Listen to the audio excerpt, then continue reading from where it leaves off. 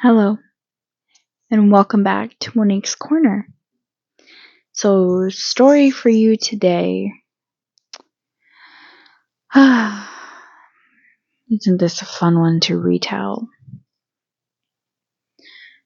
So, this is a story of why I think I have PTSD with drunk people. So, it was, a normal night. I want to say I was coming home from church. So, it was a Wednesday night. And, I'm living at my Nana's house at this time with my tío. My tío who abuses alcohol, who has been to jail and rehab many, many times because he doesn't learn. So, I get home like nothing. My Nana's in the living room like she always is.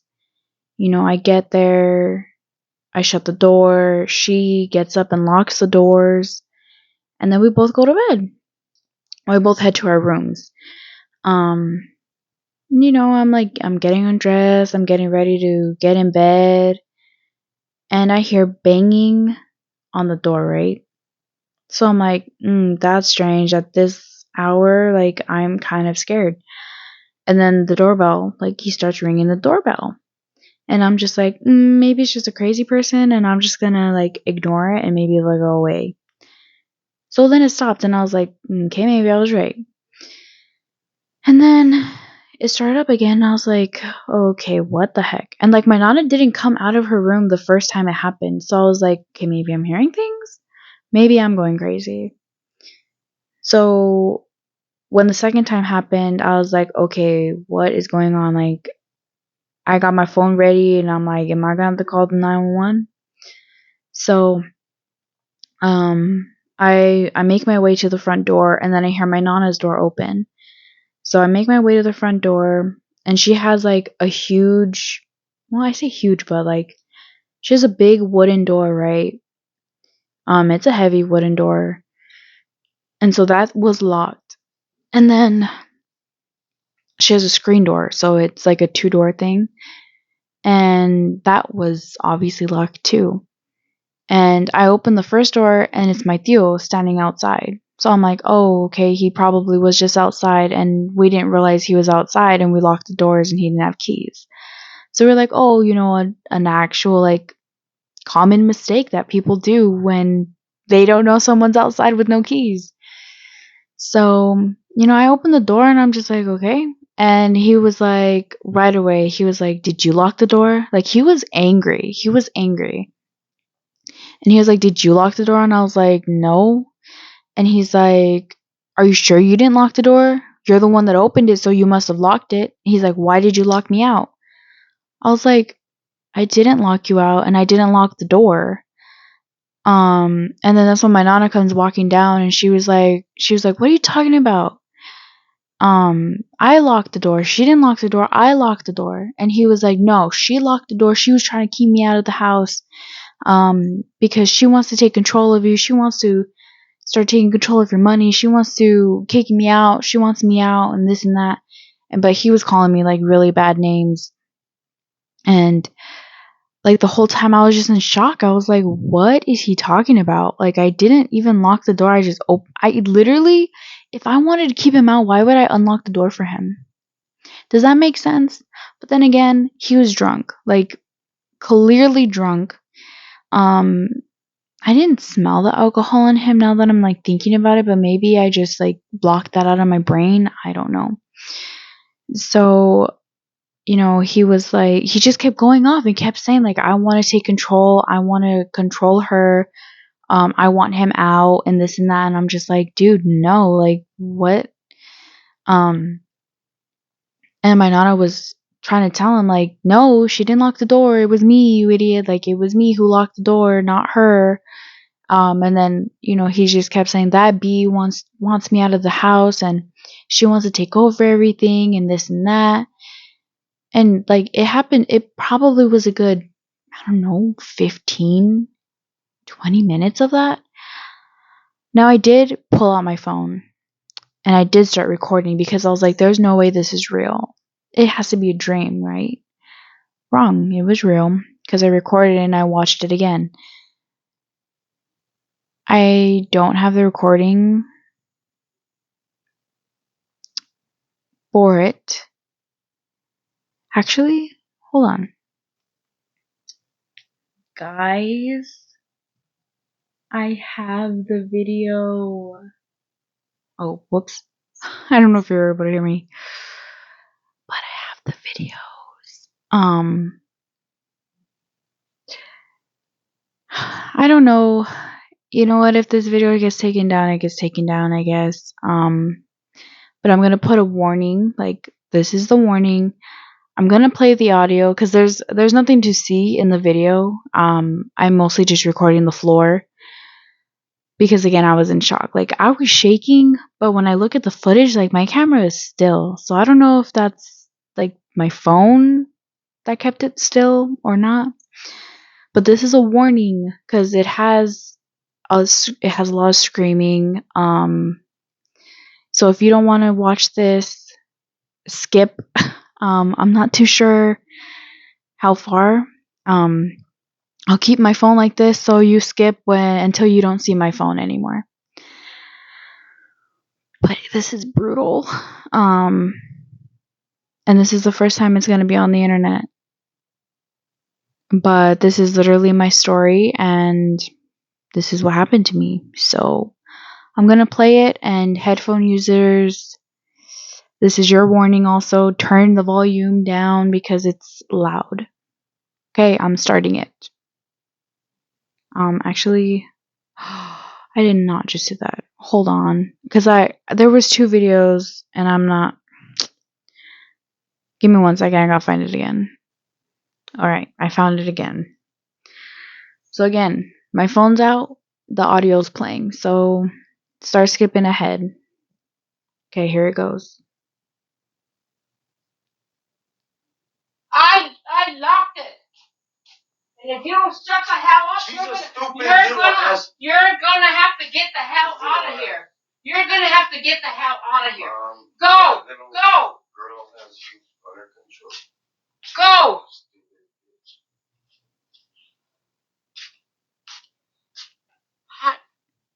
Because, and then we were trying to walk away, but I think he went back and then. Shut the hell up and get out!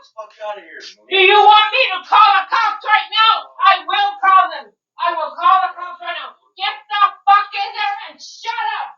Get out of here. Get away. I'm the one that locked it, you asshole. I'm the one that locked it. I'm the one. I don't know what kind of goddamn games you're playing, but you're fucking out of here. You're gonna be out of here, Gary. You're gonna be out. Shut up. So there's a lot. Okay, we're done. Phone's down. Listening to that audio, it kind of brings it back, but not to the point where I'm scared anymore. But yeah, like I said, that went on for probably 15 minutes, maybe 10 minutes. Obviously, those audios were not very long. But yeah, he just kept saying that little bee is trying to control you, and he's like, get out of here, Monique. And so I was like, so a lot of my family probably has not heard that audio. I don't even know if a lot of my cousins even know that story. I know one cousin knows the story for sure, and I think one of my friends also has heard the audio. And then obviously, like, my brother, my sister, my mom, and my dad, and some of my tias. But yeah, now the whole internet's gonna hear those audios because you know what? Again, it's my story. I have every right to show that. It said his name. But again, like I'm telling nothing but truth here. I can't make that up. Like that is not my voice. It's not like I paid people to say things like that about me. It's all true. And I think after that, like I didn't know that it affected me in any way, right?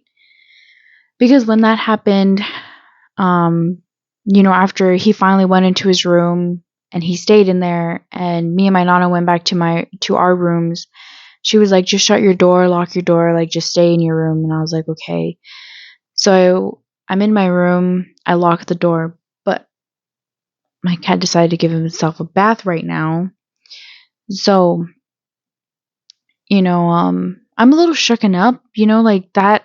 Like this, something like this has never happened to me, right? I've never been called names like this. I've never seen him like that, right? Um, he was getting close to me. My nana kept pushing him away. Like it felt like he wanted to hurt me, but he didn't. And but I was still scared. I didn't know what he could do. He was like, to get to his room, he had to go through the kitchen. So you don't know what he could have picked up. And, like I wasn't thinking about that stuff at the time, but looking back at it now, I'm like, dang, like something could have really went wrong. He could have pushed my nana out of the way. Cause she's small, she's a little old baby. He could have easily like just tossed her aside and went after me. And, um, and so, when I was in my room, the house is a really old house. And that doorknob could easily be unlocked with a little bit of jiggling it. So I was like, he could easily come jiggle that doorknob and it's open. Or he could kick down that door like he's a tall, big dude. Like he's not fat. He's more muscular. Cause again, he's been in jail. So he could have easily kicked down that door. And at the time, so I obviously have spare keys to my car, and I had my spare keys to my car hanging in the kitchen. And the whole time I was thinking, I was like, he could easily take my car. Or he could easily bash my car. Like, he could do something to my car. He could come into my room and do something to me because there's not much keeping him away. So, it took me a while to go to bed. I had to go to bed because I had to work the next morning. And at that time, my job, I had to be up at 8. And I remember going to bed at like 1 or 2 in the morning because I was just so scared, and I was like listening to any sounds and seeing if I can hear him open his door or walk in the house. But his room was on the other side of the house. But yeah, he never did anything. The next morning, I heard him talking to my nana, and he was still drunk. I don't know if he had continued to drink or if he was hungover. I'm not even sure. But he never apologized. I don't think I'll ever give him the chance to apologize. I don't ever want to see him because, like, yeah, he could change his life. He can turn it around. And sure, you know what? If our paths if our paths cross, he could easily, apologize. He could say something, but will I forgive him? I don't know.